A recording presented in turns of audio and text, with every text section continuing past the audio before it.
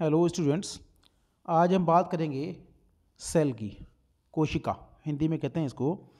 और ये एक ह्यूमन एनाटॉमी एंड फिजियोलॉजी का बहुत इंपॉर्टेंट टॉपिक भी है। और किसी भी चीज़ को हम तब लिविंग तब कहा जाएगा, जीवित कब तब कहा जाएगा जब उसका जो कॉन्स्टिट्यूंट पार्ट्स हैं वो सेल से बने होते हैं। तो सेल एक बहुत इंपॉर्टेंट पार्ट है लाइफ के लिए। यहाँ एक साइंटिस्ट हैं लेमार्क 1809 में, इन्होंने भी कहा कि nobody can have life if its constituent parts are not formed by cells. कोई भी चीज़ तब तक जीवित नहीं मानी जा सकती जब तक उसके कॉन्स्टिट्यूएंट पार्ट्स सेल से या कोशिका से ना बने हों। तो यहाँ एक देखें कि cell is basic unit of life. Cell क्या है? एक बेसिक यूनिट ऑफ लाइफ भी है।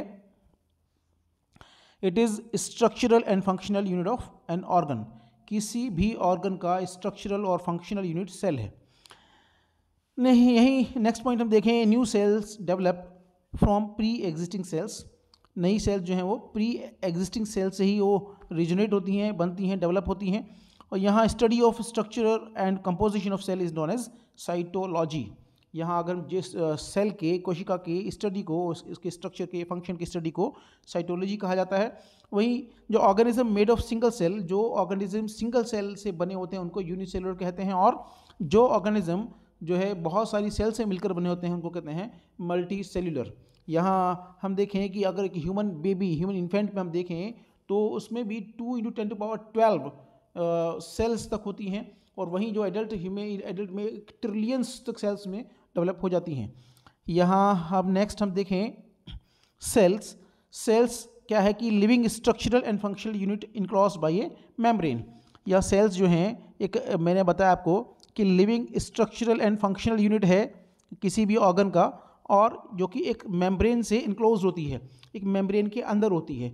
मेम्ब्रेन की हम बात करें तो मेम्ब्रेन के बारे में हम डिटेल में आगे पढ़ेंगे नेक्स्ट लेक्चर में। तो यहाँ specialized cells carry out a multitude of functions to maintain homeostasis of entire body. Body का इंटरनल इन्वायरमेंट, होम्योस्टेसिस का मतलब होता है कि इंटरनल इन्वायरमेंट ऑफ बॉडी के इंटरनल इन्वायरमेंट को मेंटेन करने के लिए सेल्स जो है एक स्पेशलाइज्ड फंक्शंस भी परफॉर्म करती हैं, और उनके लिए स्पेशलाइज्ड सेल्स भी होती हैं। तो all cells arise from existing cells by the process of cell division in which one cell divides into 2 identical sales.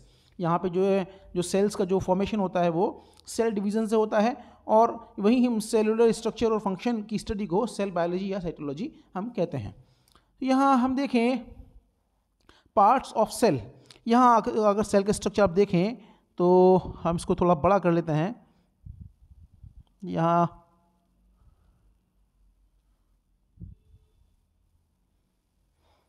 Parts of cell, यहाँ देखें फिर सेल मेम्ब्रेन है। इसके अंदर जो इनक्लोज जो ऑर्गेनल्स हैं, जैसे यहाँ फ्लैजिलम है, सीलियम है, यहाँ प्रोटियोसोम है। ये देन आप देखें यहाँ पे cytoskeleton, microtubule, microfilament, intermediate filament, microvilli, centrosome, centrioles, plasma membrane, ये मेन पार्ट है आपका, न्यूक्लियस और साइटोप्लाज्म और endoplasmic reticulum, Golgi complex, smooth endoplasmic reticulum, peroxisomes, ये सभी जो है सेल के पार्ट्स हैं।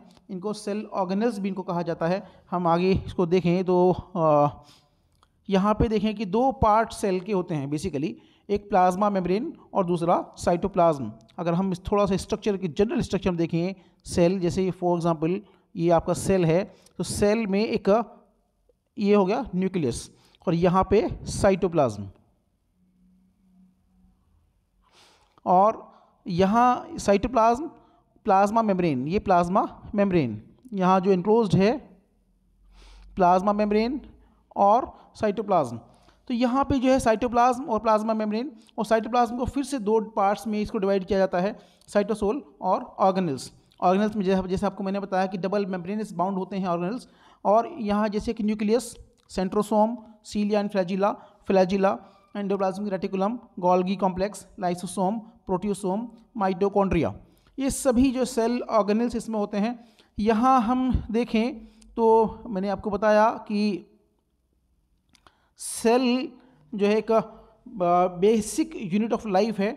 अब यहाँ पे हम 1 by 1 स्टडी करेंगे। हम नेक्स्ट सेशन में प्लाज्मा मेम्ब्रेन को स्टडी करेंगे। तो यहाँ इसको आप देखें। धन्यवाद।